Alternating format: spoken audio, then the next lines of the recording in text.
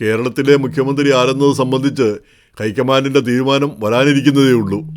ജനവിധി അനുസരിച്ചാണെങ്കിൽ V D സതീശനാണ് മുഖ്യമന്ത്രിയാവേണ്ടത്. ഇനി MLA-മാരാണ് തീരുമാനിക്കുന്നതെങ്കിൽ KC വേണുഗോപാലിനാണ് സാധ്യത എന്ന് പറയുന്നു. രണ്ടാം സ്ഥാനത്ത് രമേശ് ചെന്നിത്തലയാണ് ഉള്ളത്. മൂന്നാം സ്ഥാനത്താണ് വി ഡി സതീശൻ വരുന്നത്. അപ്പോൾ ഹൈക്കമാൻഡ് തീരുമാനിക്കുകയാണെങ്കിൽ ഹൈക്കമാൻഡിൻ്റെ തീരുമാനങ്ങൾ ഇപ്പം രാജസ്ഥാനിൽ ഹൈക്കമാൻഡ് തീരുമാനിച്ച് രാജേഷ് പൈലറ്റിനെ ഒഴിവാക്കിക്കൊണ്ട് ഈ ഗെഹ്ലോട്ടിനെ മുഖ്യമന്ത്രിയാക്കി. അത് അടുത്ത തെരഞ്ഞെടുപ്പിൽ BJP-യുടെ പക്ഷത്ത് പോയി, ആ സ്റ്റേറ്റ് കൈവിട്ടുപോയി. ഇനി മധ്യപ്രദേശിൽ കമൽനാഥിനെ മുഖ്യമന്ത്രിയാക്കി, ജ്യോതിരാദിത്യ സിന്ധ്യയെ തഴഞ്ഞു.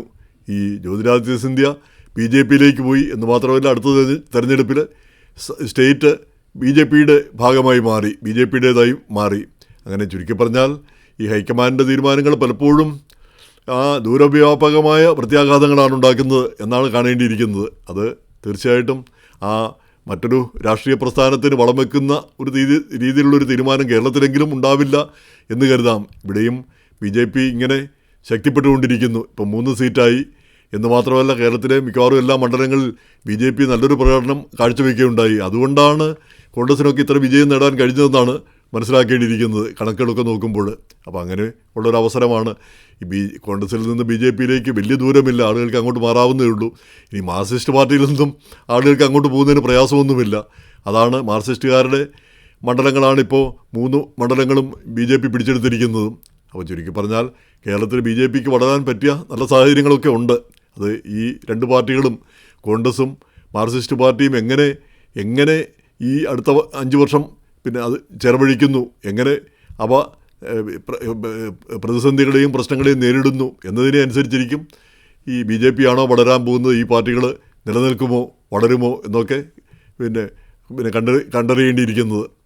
ഇനി ഇതിൻ്റെ ഇടയിൽ ഈ പ്രതിപക്ഷ നേതാവ് വി ഡി സതീശനെ പറ്റി ചിലർ പറയുന്നു അദ്ദേഹം മുസ്ലിങ്ങളുടെ ആളാണെന്ന്. അപ്പോൾ അതിനെ പറയുന്നത് ഈ മീഡിയ വണ്ണിൻ്റെ പിന്തുണയാണ് അതിന് പിന്നെ തെളിവായിട്ട് കാണിക്കുന്നത്. മീഡിയ വൺ എന്ന് പറഞ്ഞാൽ നമുക്കറിയാം ജമാഅത്തെ ഇസ്ലാമിയുടെ മുഖപത്രമാണ്, ഒരു മാധ്യമമാണ്.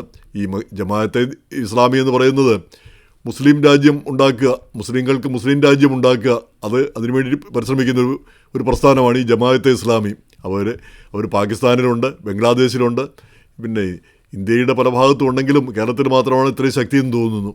അപ്പോൾ അവരുടെ മുഖപത്രമാണ്, മാധ്യമമാണ് ഈ മീഡിയ വൺ ചാനൽ. അപ്പോൾ കേരളത്തിലെ പിന്നെ സാധാരണ മുസ്ലിങ്ങൾ ഈ വലിയ വർഗീയവാദികളോ ഒന്നുമല്ല, പക്ഷേ അവരെ വർഗീയവാദം പഠിപ്പിക്കുന്ന ഒരു ചാനലാണത് എന്നാണ് പൊതുവിൽ ആക്ഷേപിക്കപ്പെടുന്നത്. അപ്പോൾ അവർ വി ഡി സതീശന് വേണ്ടി വാദിക്കുന്നു എന്നുള്ളതാണ് വി ഡി സതീശൻ്റെ ഒരു അയോഗ്യതയായിട്ട് പറയുന്നത്.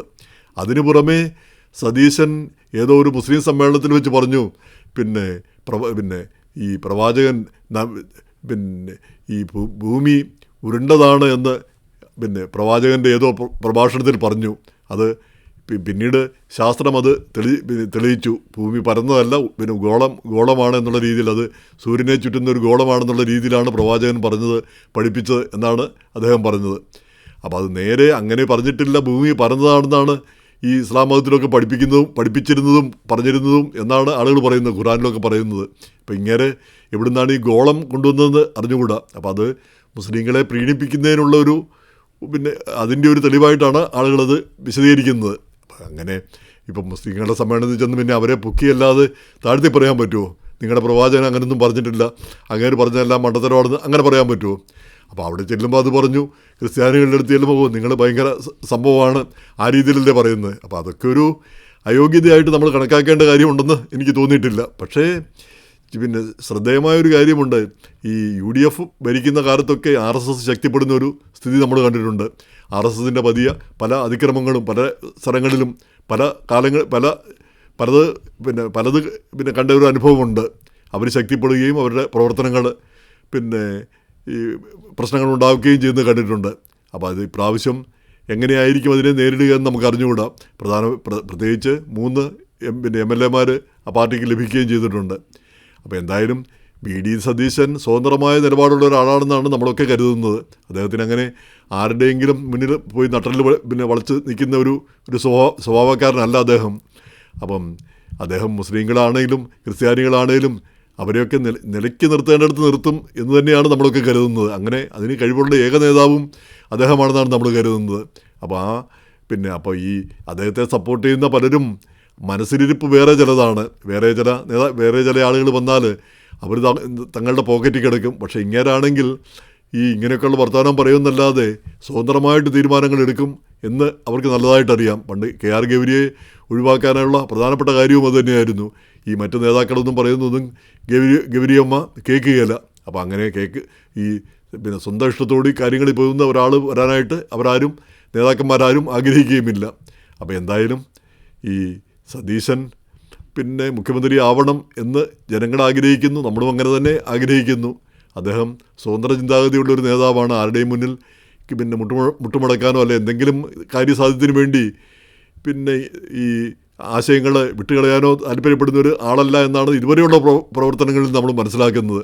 ഇപ്പോൾ ഇതുവരെയുള്ള ഈ കേരളത്തിലെ രാഷ്ട്രീയക്കാരുടെ നമുക്കറിയാം, മിക്കവാറും എല്ലാ രാഷ്ട്രീയക്കാരും യാതൊരു കാഴ്ചപ്പാടും ഉള്ള ആളുകളല്ല. അവർക്ക് എങ്ങനെയും അധികാരം നേടണം, അധികാരം നിലനിർത്തണം, പിന്നെ അതിൻ്റെ ഇടയ്ക്ക് കാശുണ്ടാക്കണം. ഇതല്ലാതെ സംസ്ഥാനത്തിന് ഗുണമുണ്ടാവണം, സംസ്ഥാനത്ത് പിന്നെ ഇന്ന നേട്ടങ്ങൾ ഉണ്ടാക്കണം, എൻ്റെ ഭരണകാലത്ത് ഇന്ന കാര്യങ്ങളൊക്കെ ഞാൻ ചെയ്തിരിക്കണം, ഇങ്ങനെയുള്ള ഒരു കാഴ്ചപ്പാടോടുകൂടി അല്ലെ പുതിയ ആശയങ്ങളോടുകൂടി വരുന്ന ആരെയും കണ്ടിട്ടില്ല, മുഖ്യമന്ത്രിയായാലും മന്ത്രിമാരായാലും. അപ്പോൾ അതിനൊരു മാറ്റം സതീശൻ കൊണ്ടുവരും എന്നുള്ളൊരു പ്രതീക്ഷ നമുക്കുണ്ട്. അപ്പോൾ അതുകൊണ്ട് തന്നെ ഈ പടപൊരുതിയ ആൾ തന്നെ പിന്നെ ജനത്തെ നയിക്കട്ടെ എന്നുള്ള ആഗ്രഹം നടക്കുമോ എന്ന് നമുക്ക് 1-2 ദിവസത്തിനകം അറിയാം.